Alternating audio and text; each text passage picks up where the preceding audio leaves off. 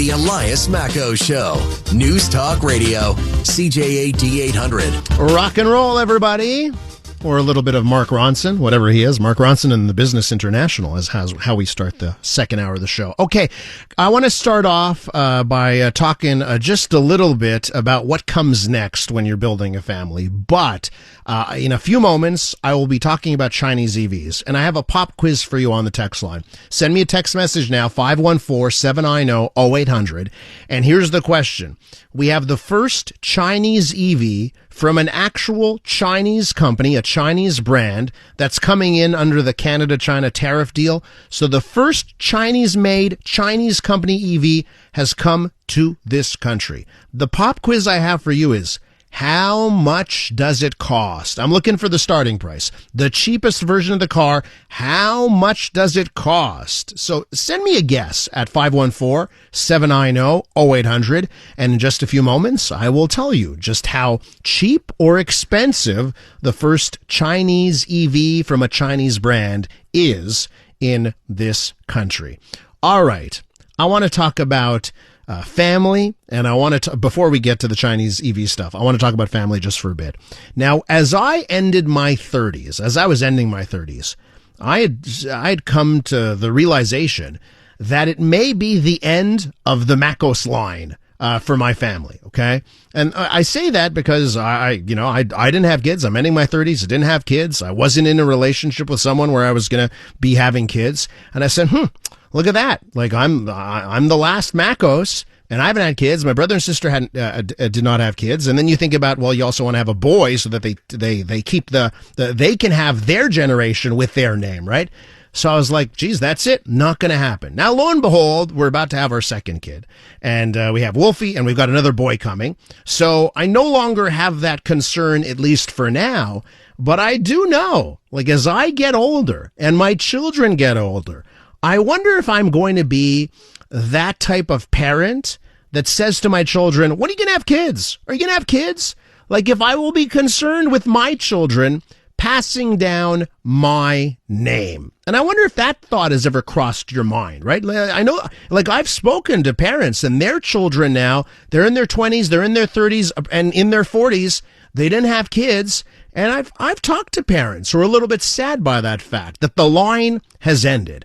Now, ladies and gentlemen, just 2 nights ago on a baseball broadcast, this is a broadcast for the New York Mets, and a baseball player some of you may have heard of, Keith Hernandez. He was famously in a Seinfeld episode. Do you remember Keith Hernandez from the Seinfeld episode? Well, Keith Hernandez still to this day does baseball broadcasts for the Mets. And during the 6th inning of one game, he and his partner, Gary, just decided to have a conversation about Keith's lines, like the fact that his children did not have any children. And boy, was he ever open and honest about it. So I want you to listen to this. This is 2 nights ago, Mets broadcast, and you're going to hear the voice of Keith Hernandez and his broadcast partner. Have a listen.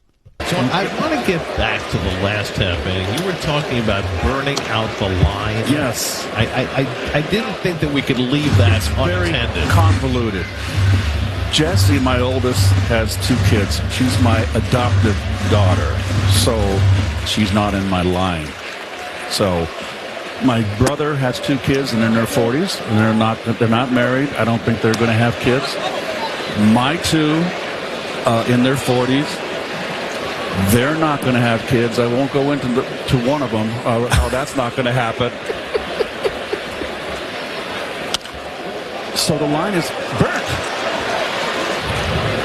It's burnt. It's burned down. Just ended. I've got 2. Jesse's like my own, and Maggie and Charlie are my grandkids, and I love them very much. But there's ball 4, and Collins is on. There's no passing down. We're done. My brother and I are done. We're done. That all of your collective athletic skills and your charisma that you and Gary have brought to this earth, it's all just fizzled out. It just seems like a terrible waste. I'd have to say that you're right.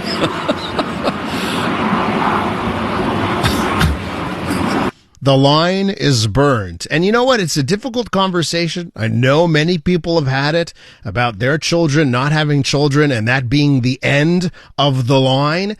And I just, this is why I find baseball broadcasts absolutely fascinating. And the guys that do the Mets broadcasts are amazing because they will, in the middle of a game, and you hear them calling the game, ball 4, he gets a walk. As they're calling a baseball game, they have a substantial discussion about the end of the line. If you've ever faced that discussion, well, maybe you'll take some solace in a Mets broadcaster talking about it live on air. All right, back to the Chinese EVs, and let's answer the pop quiz. The guesses on the text line, we've got a couple of dozen in a short amount of time. We're all over the place. Some starting as low as $22,000. Ladies and gentlemen, if you wanted a $22,000 Chinese EV, incorrect, at least for now. You have other notes here and other listeners saying $39,000, $30,000, and then we get closer to the truth. As I have listeners saying, hey, it's $100,000. Jessica, it's about $110,000. And then somebody says $90,000. And then we get to the ding, ding, ding. Congrats to Darko and to others. Carol Ann says $35,000. Sorry, Carol Ann, not close. $119,000 is the right answer. So Peter and Darko and the rest who guessed correctly or saw the news item before I mentioned it on here, $119,000 will be the starting price of the Lotus Eliter. I guess that's how you say it. Eliter, right? That's how I'd pronounce that. The Lotus Eliter, it starts at $120,000. A fully loaded model will be $160,000. And again, this is the first Chinese EV from an actual Chinese company under this Canada-China tariff deal. Now, I need to point this out. There are some of you, the person who mentioned $39,000, you're incorrect because I said Chinese EV from a Chinese company, but you are correct in the fact that there are Chinese-made vehicles being sold in Canada right now at that price point. $39,000 is how much it'll cost for you to get the Tesla that is now coming in from Shanghai. So that is Chinese made, but it's from an American company, Tesla. So $39,000, Quebec, you've got a $2,000 rebate. Even if it's a Chinese EV, the Canadian rebate of $5,000 does not apply to Chinese-made EVs. So you're looking at $37,000 for a Chinese-made EV. But as far as Chinese-made from a Chinese company, Lotus has the first one. And yes, it's a high-end, pricey vehicle starting at $120,000.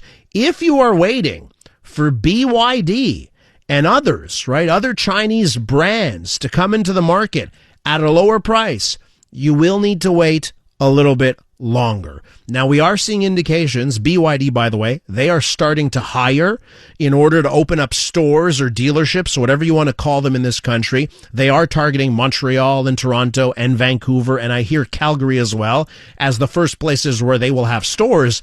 But before that happens, before they can build the stores and get people hired, they won't be selling cars anytime soon. When they do arrive, I do think it will be more in line with the price of that Tesla Model 3 at $39,000. Again, that one made in China. I think that's where those cars will end up. If they go with the bigger SUVs for this market, you may look at $45,000 or $49,000. But I think that's where we will end up. But for now, if you totally want a Chinese-made EV that's from a Chinese brand, you'll have to stick with a $120,000 model. Now, I need to point this out. Lotus is owned by Geely, and Geely has a couple of other brands. By the way, Volvo is owned by Geely now. Polestar owned by Geely.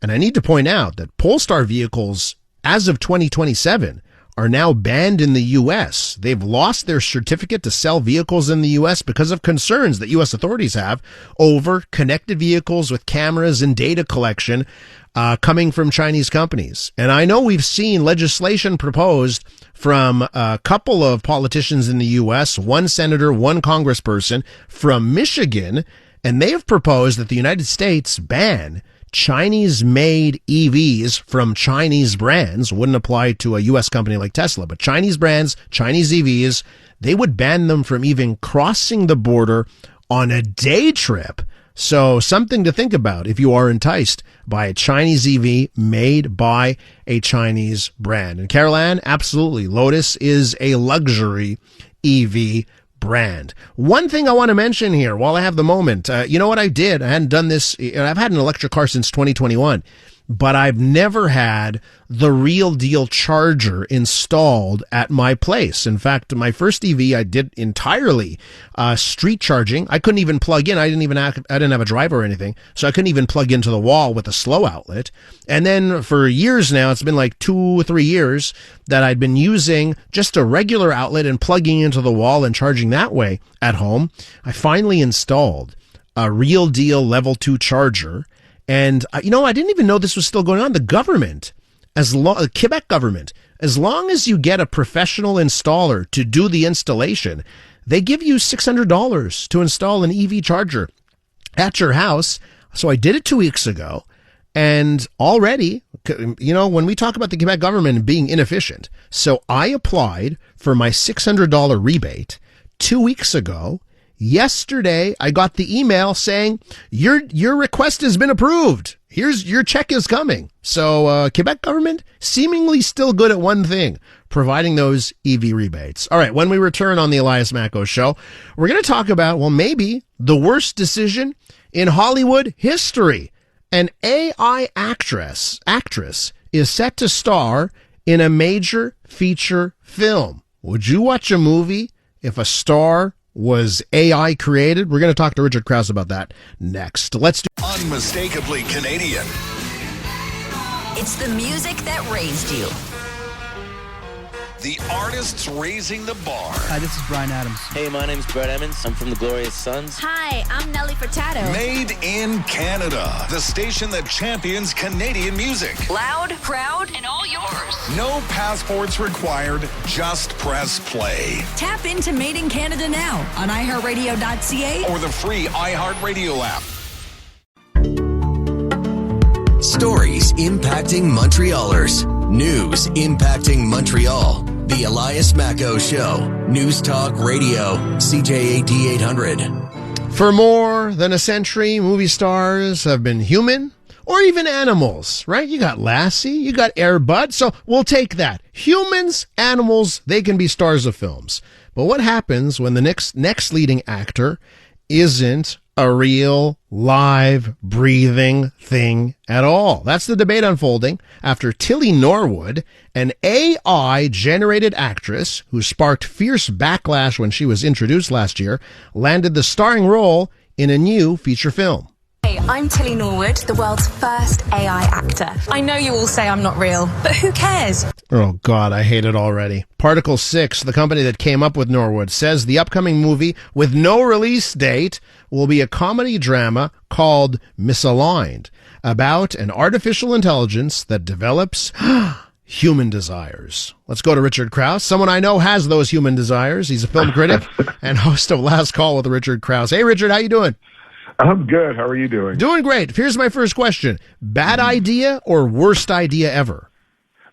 It's somewhere in between. This is a bad idea just on its face. Recently, in the last couple of years, the Screen Actors Guild were on an extended strike, as was the Writers Guild in the U.S. And one of the things that was gumming up the works in terms of coming up with the conditions to go back to work were the studio's positions on AI. Now, the Writers Guild, it's fairly obvious why they would not be keen to have a lot of AI infiltrate their work. It puts writers out of business.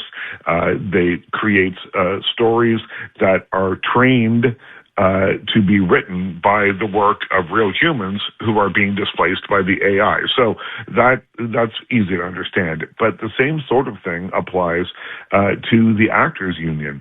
If you can scan Matthew McConaughey and input his mannerisms and his unique vocal tics, all right, all that kind of stuff, into an AI creation, well, that puts Matthew McConaughey out of business. Now, the question that you have to ask is, would it really, though? Like, I am 100% against AI actors.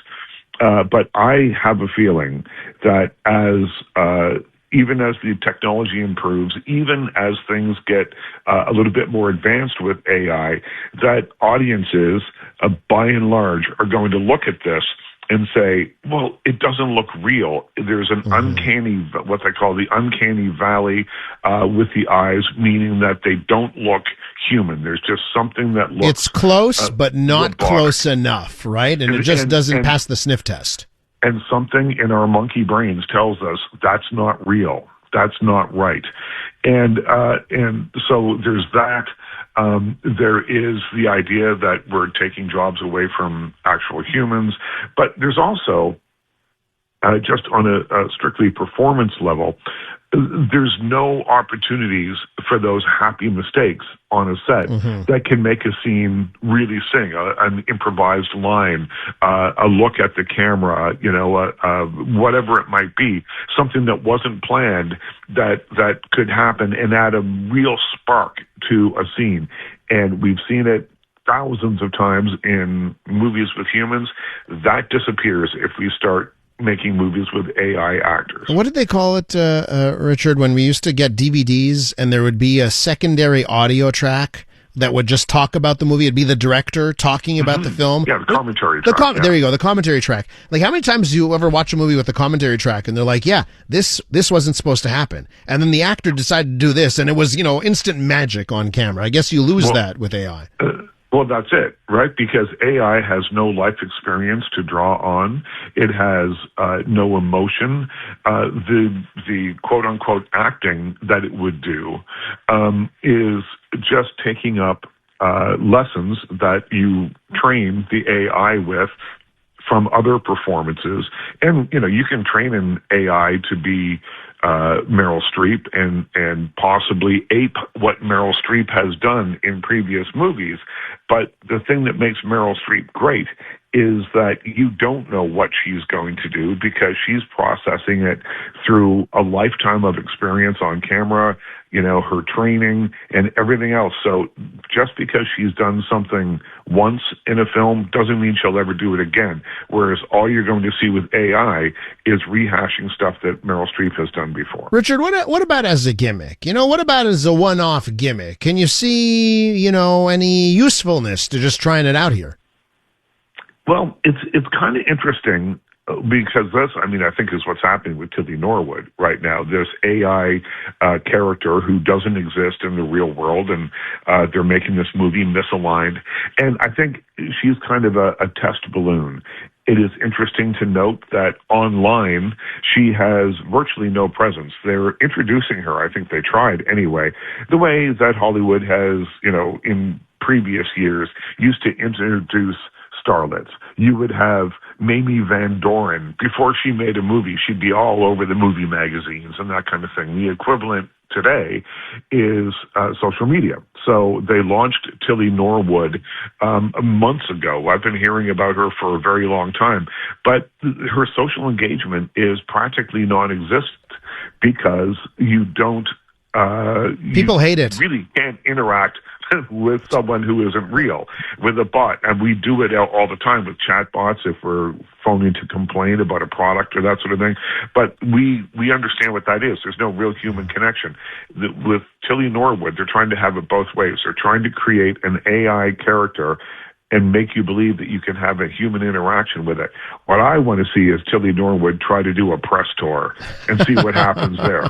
Hey, I've seen people talk with their chatbots and enjoy it at times. But, like the thing here, Richard, we saw it during graduation season, like every single commencement speech speaker on these university campuses, like you'd have like Eric Schmidt, the guy formerly from Google, would bring up AI and the crowd would just boo. Like, I think people... they hate AI right now, for rightfully or rightly or wrongly. They hate AI right now. I think a lot of younger people, the Gen Zers, are going back to the theaters now with fairly large numbers. So, it's no secret that after COVID, it was slow getting people back into movie theaters.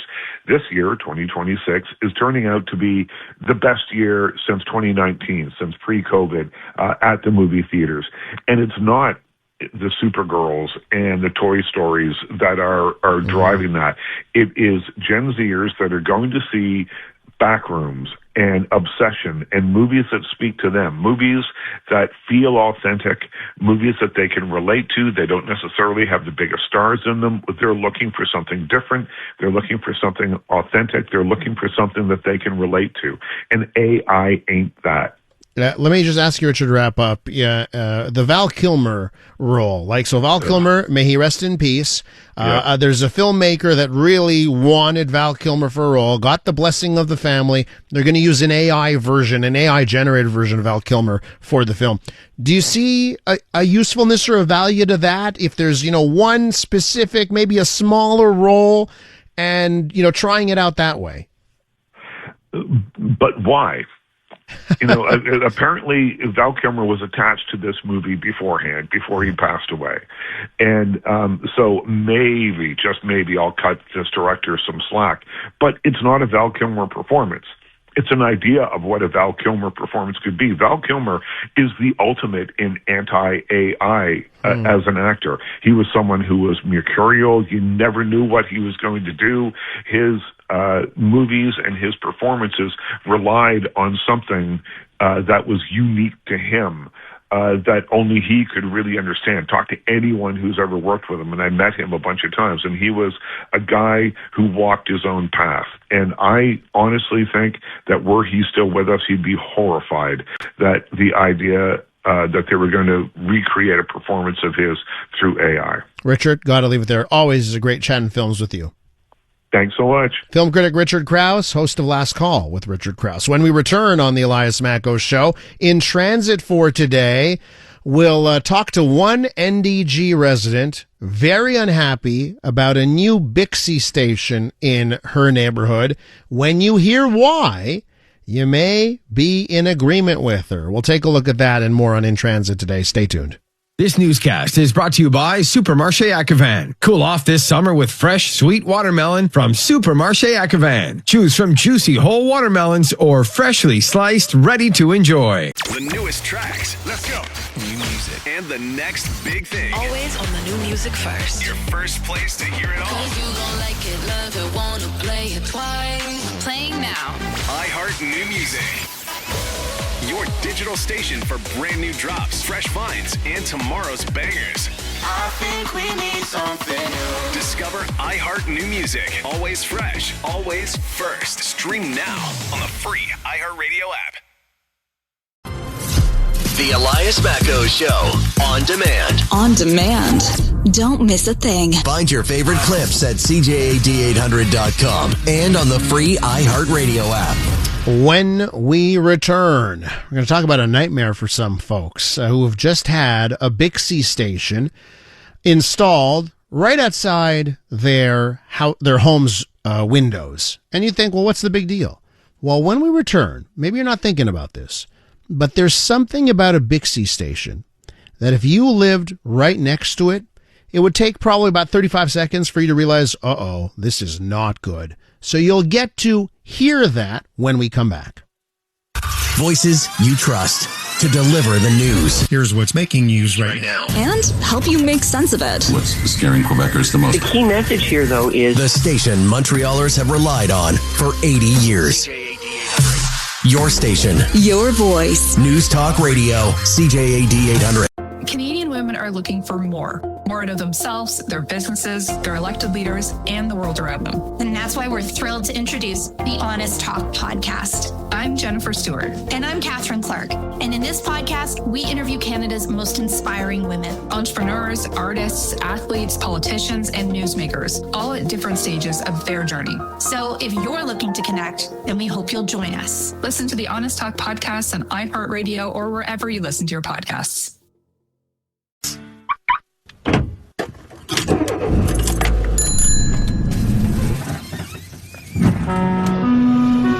La STN vous souhaite la bienvenue à bord. You can carpool with him. Elias Makos is in transit on CJAD 800. All right, everybody, welcome to In Transit for today. We're going to talk about BIXI. Now, listen, one thing is not debatable. BIXI is more popular than ever, Every year, the numbers for BIXI get more impressive. Of course, the technology is being exported to other cities around the world. So love it or hate it, BIXI is here to stay. And I know from the people that absolutely love their BIXI. And I think it really is a fantastic system to get around. But there are some issues. And I don't know if you've ever spent time near a BIXI station. And when I say spend some time, not a few minutes, I mean just plop yourself down, and if you've spent some time listening to a BIXI station, because if you do, you're going to hear this sound. That clunk is the sound of a BIXI going back into the dock. Now you just heard it once, but what if I told you you had to listen to it all day long? Over and over and over again. Ladies and gentlemen, if that was your fate, you wouldn't be too happy. Yeah, you see already, it's enough, Andrew. I heard it 4 times. It's enough. But and by the way, that audio from an official BIXI video on how to return your bike to the dock. Now, ladies and gentlemen, if you lived next to this, what would you be doing? I've heard complaints from residents in the plateau. It's not even in front of their home, but it's nearby, and they've had enough. But a recent BIXI station change in NDG has some residents saying, what am I living with here? Let's go to Sophia, a resident of NDG who's on the line. Hi, Sophia. How you doing? Hi, I'm good. Now, thank you. Where are you in NDG? Tell us. I am very close to Vendôme Metro, across the street from Vendôme Metro. So, literally across from what they built a new exit at Vendôme. I'm at the corner of Gray and de Maisonneuve. And when did a BIXI station show up outside your bedroom window? Oh, approximately a month and a half ago when I stopped sleeping. Oh my, okay. So the station goes in. How many seconds did it take for you to say, uh-oh, Houston, we've got a problem? When they brought the truck to install it. Okay. Yeah. So I saw the gentleman who pulled up with the big truck to install it, and I opened my curtains right away because it's literally the whole side of my house. So my entire living room, I have big windows, okay? My entire, one whole side of my house is all along is BIXI's, okay? So when I saw them pull up with this truck, I said, what is this and what is happening? And they said, we're putting them here temporarily. And I was like, really? They're like, yeah, but you need to contact them right away. So it's been, and let me start by saying I have 3 daughters that are in their 20s and 30s, and I pay for their BIXI passes. I'm a big supporter. Yeah. Okay? I think it's fantastic because you really can get around everywhere. But now it's been honestly a full-on nightmare. So is it all day? Is it just like rush hours bad? Like how often are you hearing this? And is it all day? It's all day. They come to refill it 2 times up to 3 times a day because unfortunately it's a very popular station. Okay. So it is nonstop because as much as you would think it's just during the day, but then you've got a lot of people who in the evening like to go for a stroll, especially with the, in the summer, it's nice. You have summer hours. There's more daylight.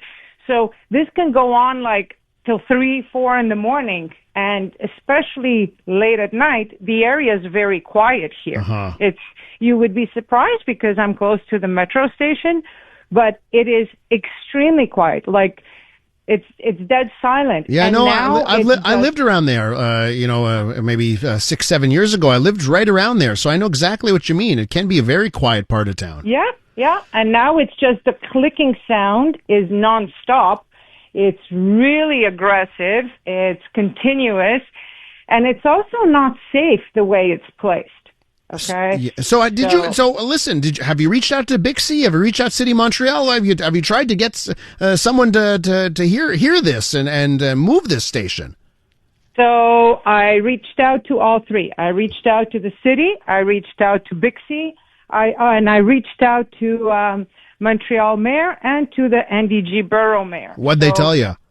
So BIXI asked me, their only concern was, because I flagged them that there was a safety concern for 2 reasons. One, when cars turn off of Vendôme onto Gray, the BIXI stand is so long that cars veer, quite sharply sometimes to not, to kind of like not have to wait for oncoming traffic. Mm-hmm. So sometimes there's close encounters with the BIXIs, especially because a lot of people come down the wrong way to dock their bikes. Understood. So I hear braking in front of the window at least 4 times a day and swearing and, oh boy. Yeah, so it's not safe. So they asked me, what's the station number? We're going to look into it. This was 3 weeks ago. Haven't heard back from them. Mm-hmm. Also, my complaint to them with a picture was that people sit on the bikes at night. They have chats, and they're literally looking at my house. Oh. Yeah. Yeah, it's a they're just out privacy there. issue. So, Okay, so go ahead. Sorry, go ahead. This is supposed to be at least temporary because it's about hydro work. Is that correct? Correct. So then what happened was the city mayor said, we'll forward this to the appropriate people. And literally that's all it said. No hi, no bye, no follow-up, nothing.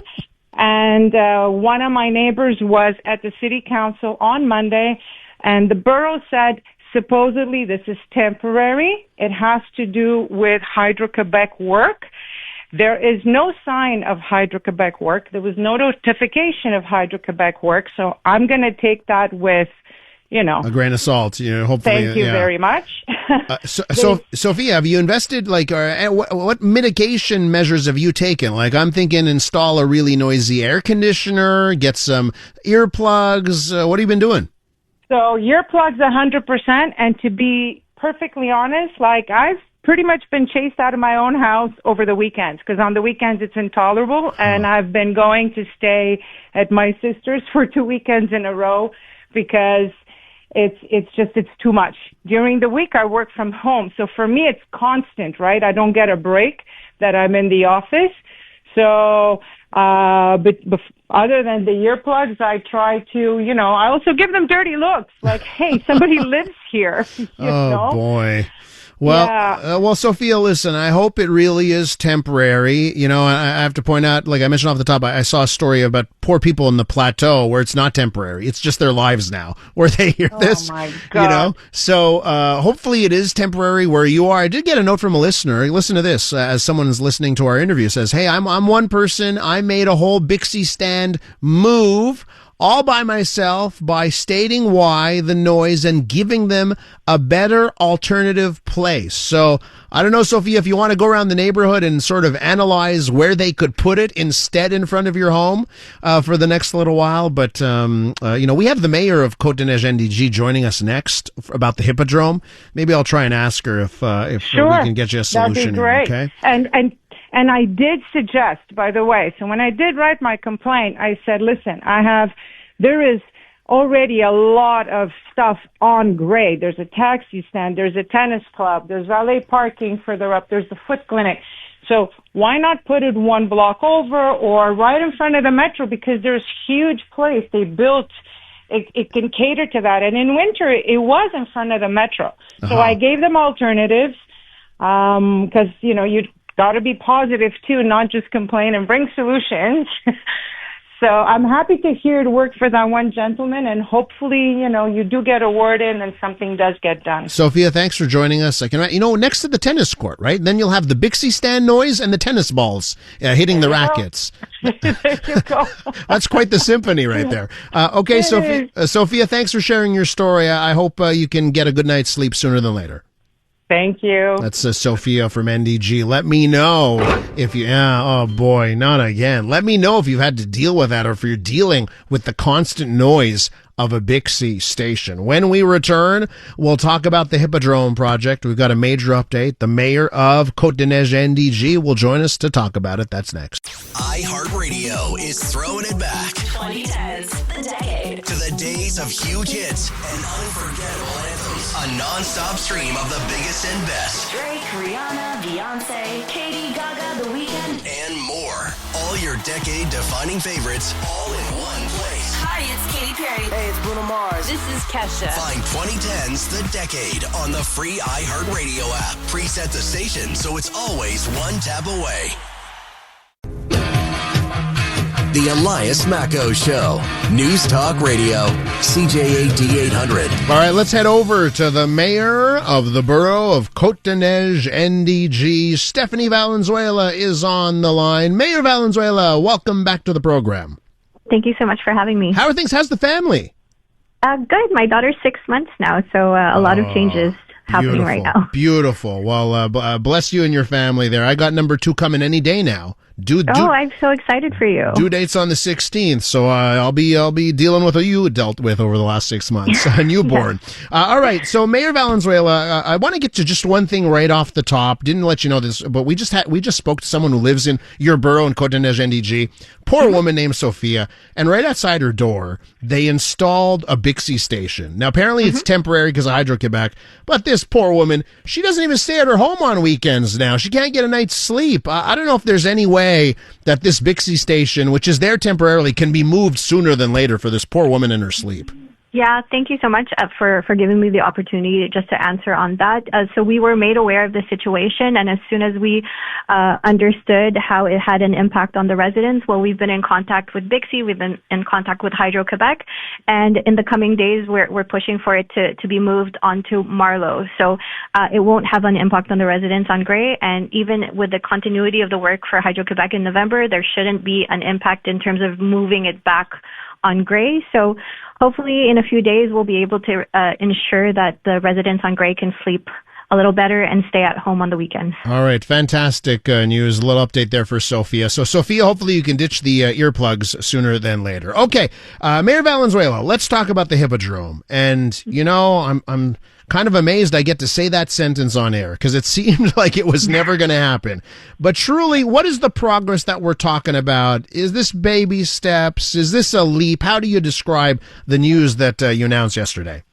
Well, I think this is an important milestone because when we talk about, you know, in the last few years, we've kind of mixed up the terminology for the sector. So yes, there's the Hippodrome Blue Bonnet site, but in the city language, there's this sector now called the Namur Hippodrome neighbourhood, right? So whatever is the portion of Namur is what is above the Carry going towards Victoria Street. So this is the first project that we're announcing with regards to the development of the Namur Hippodrome site, and it's 1,200 units that we're really proud that we passed a first reading on at our July council. And within these 1,200 units, 4 phases of development, we are also really proud to be announcing an electoral promise that we made in terms of a sports center that's really going to be able to serve the residents of Cote-des-Neiges NDG in an area that really was lacking municipal infrastructure for quite some time. So this is in the Namur Hippodrome district, but it's not particularly Hippodrome per se. Like it's not on the old racetrack. Unfortunately, we're not there yet, but this is a really big step, and we're working actively to make sure that we will be able to develop really soon and put a shovel in the ground in Hippodrome. Are there any changes that you, whether at the borough level or at City Hall, citywide, have made that allowed this news to happen? Like, you know, requirements of developers. What's the work that had to happen, the changes that had to be made for you to be in a position to start this work? Yeah, so it's a change in real leadership at the level of the borough where we want to move quickly. I think it's really, we came into this administration in November. It is July, and there's a lot of work, to integrate and to make sure that the developers have what they need to be able to bring in big projects in the borough. So this is a really huge project. Again, it's really important to emphasize it's 1,200 units that will be in the market for residents that are looking for a place that is decent to live in the borough of Cote-des-Neiges NDG. And on top of that, with really great work between our services and the developers, they were able to integrate within 7 months a sports center that the administration of Mayor Martinez Ferrada included in the first budget of 2026, $50 million for the sports center that we promised during our campaign. So I think it's really exciting for the borough that we can move this quickly and that we can honor a lot of the promises that we've made. And I know this is a little off topic, but within less than a year, we've advanced on 2 promises that we've made, which is redeveloping and bringing back the Empress Theater in the borough in a way that we can all be proud of. And also, a sports center that can serve, the most populous borough on the island of Montreal. So let me ask you about traffic and density in that area, right? Mm-hmm. So it's already a spot, right? You go up to Carey and it's jam-packed seemingly all day long. Now you're building, more houses there. And of course, I'm on team build, baby build, right? So I'm very happy to hear that we're building. But it certainly seems to me that there needs to be other measures in the mix when you're going to add another 1,200 homes in that area to making traffic flow, getting some cars maybe off to Carey, and then that leads me to Cavendish. And I know we've had some developments, but do we get any closer to Cavendish, the extension happening thanks to this project? Mm-hmm. Well, I don't think that it's specifically thanks to this project. I in no way can I attribute any credit to this project in our advancement on, the Cavendish extension. I think that is a big topic that my colleague Alan D'Souza would be very proud to talk about at some point with you. But there is movement on the file. There were terrains that were acquired by the city in order for us to place the extension in, the portion of Saint Laurent, Ville Montreal, and so on. So I think there's a lot that we're working on so that we can really advance and we can come out with great news within this mandate.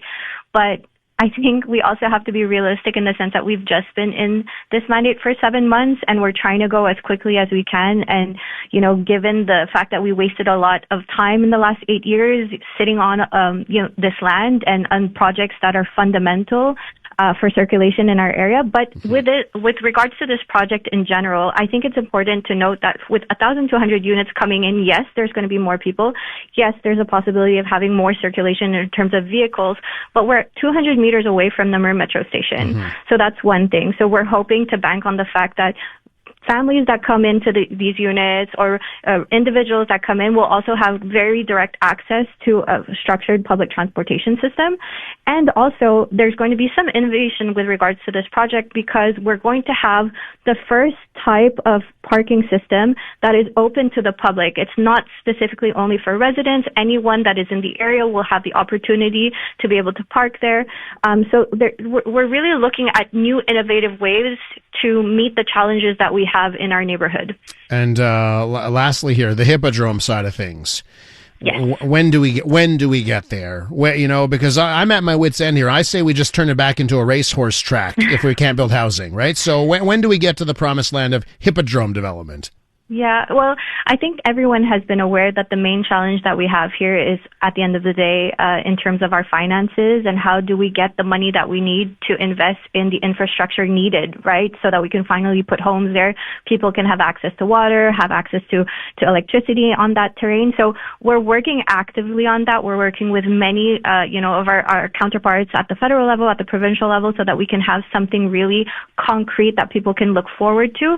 And so for today, unfortunately, I can't give you a date. I can't give you any timeline, but what I can tell you for sure is that this has been the priority of our administration since we came in, and we have not stopped working on it. Mayor Valenzuela, thanks for the time. Come back soon, okay?